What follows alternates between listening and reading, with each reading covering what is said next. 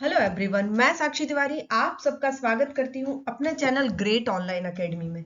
जैसा कि मैंने आप सभी को प्रॉमिस किया था कि मैं आज से हर दिन एक एक नया वीडियो लेकर आऊंगी और सारे वीडियो में आपको मध्य प्रदेश में जो पटवारी की रिक्रूटमेंट आई है या फिर हम कह सकते हैं जो ग्रुप 2 की रिक्वायरमेंट आई हुई है, उसमें जो नया सब्जेक्ट ऐड हुआ है सामान्य प्रबंधन, उसके लिए मैं अगले 30 दिन के लिए शॉर्ट नोट्स आपको प्रोवाइड कराने वाली हूँ इस प्रेजेंटेशन के द्वारा। और यदि आप कमेंट करते हैं कि आपको हैंड रिटन नोट्स की भी जरूरत है तो मैं वो भी प्रोवाइड करूंगी। सबसे पहले अब हम बात करेंगे व्हाट इज मैनेजमेंट। अब मैनेजमेंट क्या होता है, ये एक बहुत अच्छी डेफिनेशन है और बोल सकते हैं सिंपल डेफिनेशन है। Management is practice consciously and continuously shaping the organisation. मतलब जो मैनेजमेंट की प्रैक्टिस करते हैं वो हम बहुत सोच समझकर, ध्यान रखकर और एक कंटिन्यूअस प्रोसेस है, मींस निरंतर। अब ये करते क्यों है?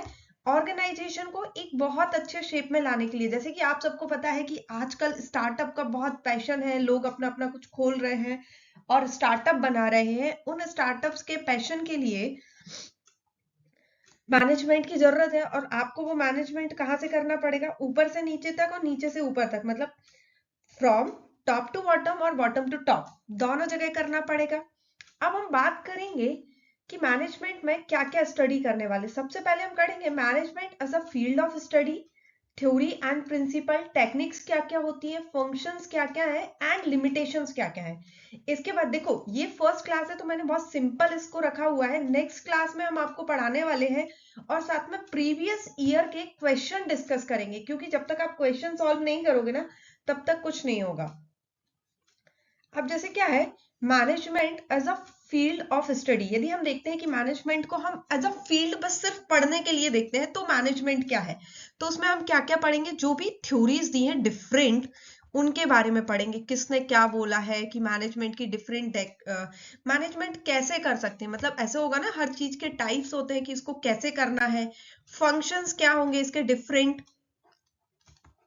एंड हर चीज की लिमिटेशंस होती हैं या फिर डिसएडवांटेज होते हैं, वो भी हम पता करेंगे। अब क्या है मैनेजमेंट एज अ टीम और ग्रुप ऑफ पीपल। यदि हम देखते हैं कि जब मैनेजमेंट हम कर रहे हैं एक टीम की तरह या ग्रुप की तरह, तब क्या करना है? तो उसमें क्या होगा, सबसे पहले टॉप मैनेजमेंट होता है, मिडिल मैनेजमेंट होता है और लोअर लेवल मैनेजमेंट। जो टॉप मैनेजमेंट होता है, टॉप मैनेजमेंट में आपके होते हैं सीईओ होते हैं, सीएफओ होते हैं, एमडी होते हैं, डायरेक्टर्स होते हैं, बाकी ये सारे लोग आते हैं आपके टॉप लेवल मैनेजमेंट में। मिडिल लेवल मैनेजमेंट में आपके आते हैं senior managers, manager, assistant manager, ये सारे आते हैं आपके किसमें? Middle level management. Lower level management पर जो काम करते हैं वो आते हैं, मतलब जैसे आपका स्टाफ होता है, जो आपके वर्कर्स होते हैं जो आपके लिए काम कर रहे हैं फैक्ट्री में या ऑर्गेनाइजेशन में, ये सारे आते हैं आपके लोअर लेवल मैनेजमेंट में। तो अब आपके पास टोटल 3 लेवल्स होते हैं, top level, middle level and lower level. Okay, next हम बात करते हैं कि मैनेजमेंट एज अ प्रोसेस। तो प्रोसेस क्या होता है? यदि हम मैनेजमेंट एज अ प्रोसेस करेंगे तो सबसे पहले आएगा हमारा planning, organising, staffing, directing and controlling. अब इसमें भी क्या है, लोगों ने अलग अलग डेफिनेशंस दी हुई है। किसी ने इसमें बजटिंग भी ऐड किया हुआ है, कुछ साइंटिस्ट ने। ऐसे ये जो आपके हैं ना, ये 5 हैं, ये यूनिवर्सल है या ये कह सकते हैं ये तो सबकी डेफिनेशंस में है। इसके अलावा कुछ थ्योरिस्ट और या जो हमारे साइंटिस्ट हैं उन्होंने अलग अलग डेफिनेशंस दी है। जैसे जैसे हम ये चैप्टर पढ़ेंगे ये सारी चीजें मैं आपको बताती जाऊंगी। अब क्या होता है मैनेजमेंट आपका 2 टाइप से होता है। या तो आप ट्रेडिशनल व्यू में जैसे हम करते हैं ना कि we are following our tradition, जैसे हमारी दादी मम्मी करती थी कि नहीं, उनका जो मैनेजमेंट स्किल्स होते थे या उन्होंने घर को जैसे मैनेज किया था हम वैसे ही करें, तो वो क्या होगा, हमारा ट्रेडिशनल व्यू पॉइंट होगा।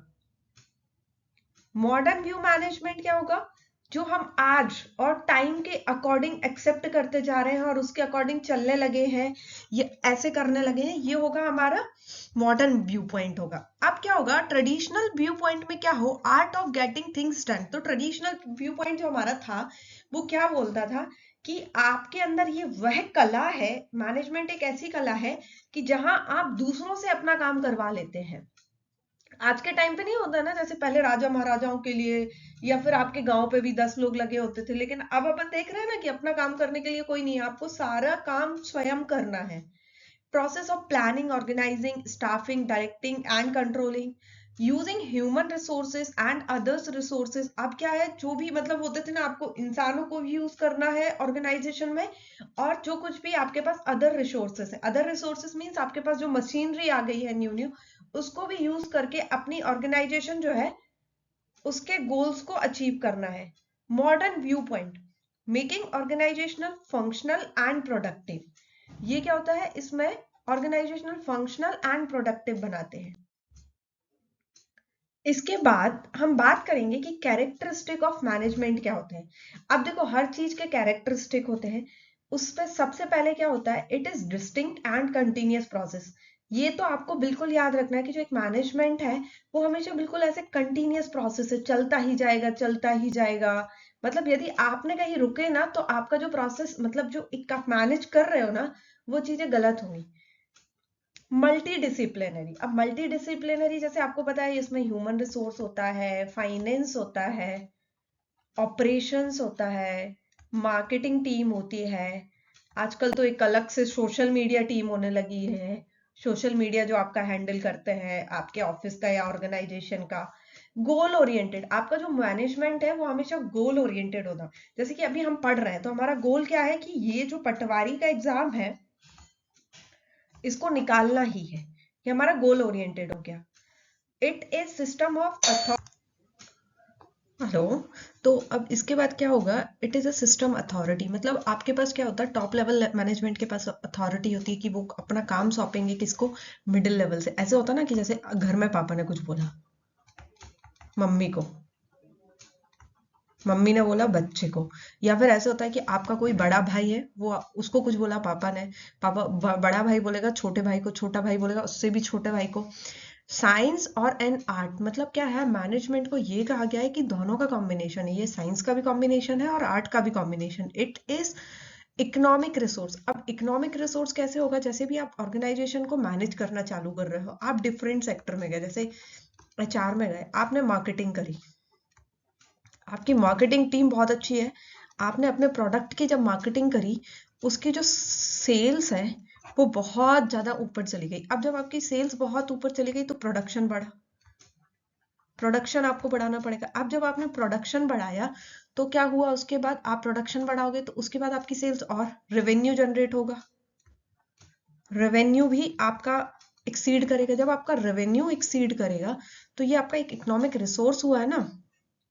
It is group and social phenomena, means management आप अकेले नहीं कर सकते। ऐसे नहीं है कि जैसे घर में भी यदि आप देखते हो कि लोग ऐसे बोलते हैं, मतलब घर की जो लेडीज होती है वो मैनेज करते हैं, ये बहुत कॉमन एग्जांपल है, लेकिन उसमें भी उनकी हेल्प लोग करते हैं।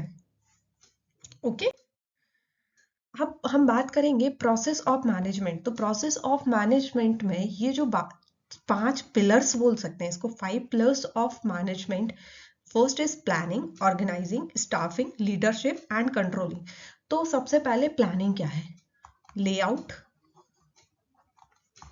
ऑफ आपका जो भी गोल है उसके लिए प्लान करना। मतलब सबसे पहले हम गोल करें कि हमारा गोल क्या है, मीन्स इस वाले ऑब्जेक्ट में हम क्या करते हैं, डिसाइड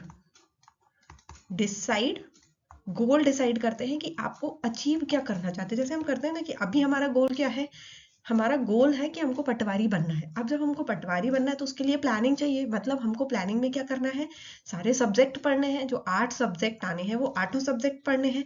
ऑर्गेनाइजेशन, इट ऑर्गेनाइजिंग, अब क्या है, जब आपने ऑर्गेनाइजिंग आया, it involve internal structure of the role of the people. अब आपको क्या है, आपने ये तो डिसाइड कर लिया कि आपको पटवारी बनना है, तो ऑर्गेनाइज करना होगा ना आपको, कि जैसे आज मैथ्स पढ़ना है, कल रीजनिंग पढ़ेंगे,